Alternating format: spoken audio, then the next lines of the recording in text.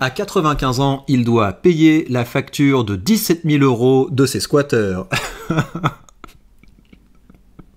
La vache. Bon, on va parler du droit de propriété en France, les amis.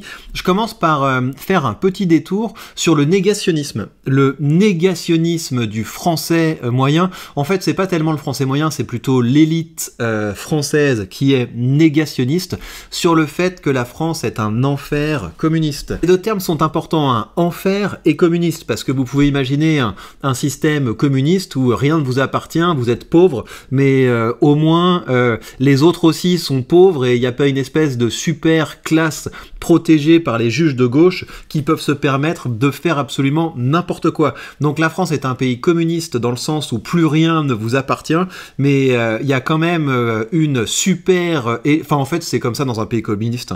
Dans un pays communiste vous avez droit à rien et pendant ce temps-là vous avez la nomenclature qui a absolument tous les droits et donc c'est en fait la France est tout simplement un pays communiste comme les autres. Et donc pourquoi est-ce que je vous parle de ce négationniste? C'est parce que, vous savez, j'ai fait une vidéo sur Clément Viktorovitch, là. Clément Viktorovitch qui vient pour nous expliquer, ouais, non, en fait, le RN, c'est de droite, d'un côté, etc. Et donc, évidemment, quand on fait une vidéo sur Clément Viktorovitch, ça ramène du mélanchoniste, donc c'est-à-dire en général du fonctionnaire bourgeois très très riche, mais qui te dit, non, moi, ça ne me gêne pas de payer des impôts, etc. Donc, on en a un exemple ici. Quand tu dis que LR sont à gauche, ce n'est qu'une question de point de vue de ta fenêtre d'Overton, ne serait-ce pas toi qui serais ultra-libéral et comparerais systématiquement un libéral modéré à un gauchiste, hein? Je suis désolé, je suis obligé de vous le lire avec le ton en fait, parce que évidemment qu'une personne qui regarde Clément Viktorovitch parle comme ça, et donc c'est très grave. Ça veut dire que les mecs, c'est à ça que sert Clément Viktorovitch en fait. Il est là pour te balancer des concepts qui peuvent te permettre d'obscurcir le réel. Voilà, on a ce concept de fenêtre d'Overton, c'est-à-dire que toi, tu es tellement radical que... Non, ici sur cette chaîne, on part des faits. Les faits, c'est simplement de se demander quel est le niveau de prélèvement obligatoire en France, quel est le niveau de dépenses publiques en France. Tu prends ces deux éléments et tu réalises qu'on est un pays complètement soviétisé, où l'économie est complètement soviétisée. Et donc il me répond, si tu compares au modèle US, j'imagine que tu as raison. Encore une fois, tout est une question de référentiel. Et donc on voit vraiment les mecs qui ont perdu beaucoup de temps à essayer de désapprendre le réel à l'université, hein. Parce que ça c'est un des drames de la France. La France c'est un pays où vous avez des gauchistes par escadron entier qui occupent des départements de l'université et leur seule fonction, c'est d'essayer de tordre le réel pour qu'on ne croit pas que ce sont juste des malades mentaux en fait. Le gauchiste, il va passer tout son temps à essayer de justifier sa maladie mentale en produisant des théories toujours plus alambiquées les unes que les autres pour dire non, en fait c'est le réel qui se trompe et c'est nous qui avons raison. Et donc non, le point c'est pas de comparer, le point c'est pas de dire que la France est de gauche par rapport aux États-Unis. Le point, c'est de dire que par rapport à l'ensemble de la planète, la France est un pays turbo-communiste. Et donc, c'est vrai au niveau des prélèvements obligatoires, mais c'est également vrai au niveau du droit de propriété, car le droit de propriété n'existe pas en France pour deux raisons. D'une part, c'est parce qu'en fait, quand vous êtes propriétaire, vous êtes locataire de l'État, c'est-à-dire que l'État, non seulement peut vous augmenter systématiquement les impôts, il peut décider que vous n'avez pas le droit de louer votre bien comme vous voulez, sans faire appel à des emplois fictifs qui vont vous dire, tiens, la performance énergétique de je sais pas quoi, t'as pas le droit de louer, ou si tu veux louer, tu dois nous payer tant pour qu'on te fasse un tampon, etc. Donc vous ne pouvez pas jouir comme vous voulez de votre bien. Quand vous êtes propriétaire, vous avez des impôts qui augmentent systématiquement, et puis en plus tous les 4 matins, l'État peut venir en vous disant, tiens, en fait, on a décidé que si l'herbe est trop verte, on va augmenter tes impôts, on va décider que si tu collectes de l'eau de pluie, on va augmenter les impôts, on va décider que si tu fais pousser des légumes, on augmente tes impôts, on va décider que si t'as des pierres dans ton jardin, enfin voilà, l'État peut constamment augmenter son pouvoir sur les propriétaires parce que l'objectif c'est que cette pseudo-propriété privée qui persiste en France finisse par disparaître pour que le marché immobilier soit entièrement soviétisé. Et l'autre raison c'est que en fait ça nous appartient pas vraiment parce que nos logements appartiennent aux personnes que les juges, que l'appareil judiciaire gauchiste a décidé de protéger. Et donc ça veut dire que si vous partez en vacances et vous vous retrouvez avec une famille de migrants chez vous, vous pouvez rien faire en fait. Ils ont le droit d'être là et vous allez rien faire du tout parce que ils sont autant propriétaires que chez vous. Et puis d'abord, comment osez-vous croire que vous êtes propriétaire. La propriété, ça ne veut rien dire. Si vous êtes propriétaire, c'est parce que vous avez eu de la chance, et donc bah voilà, la chance a tourné. Voilà, c'est ça le droit de propriété en France. Alors, on va regarder ce petit reportage. Une habitation dégradée et insalubre, des fils électriques et tuyaux coupés. Après plus de 12 mois de squat, c'est dans cet état que le propriétaire a retrouvé sa maison. Selon son avocat, une demande d'expulsion avait pourtant été faite à la préfecture. Et le préfet, en août 2024, a refusé son concours au motif qu'il n'était pas prouvé que les lieux avaient été pris par voie de fait, manœuvre ou violence. Aujourd'hui, la maison n'est évidemment plus... La vache, mais vous réalisez un petit peu le droit français.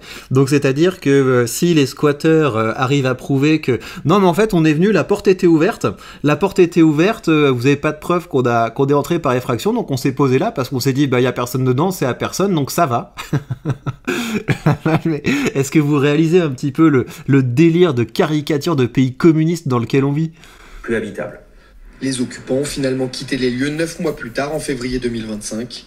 Problème, c'est à ce moment-là que l'homme de 95 ans reçoit une facture d'eau de plus de 17 000 € à régler à l'agglomération de Poitiers.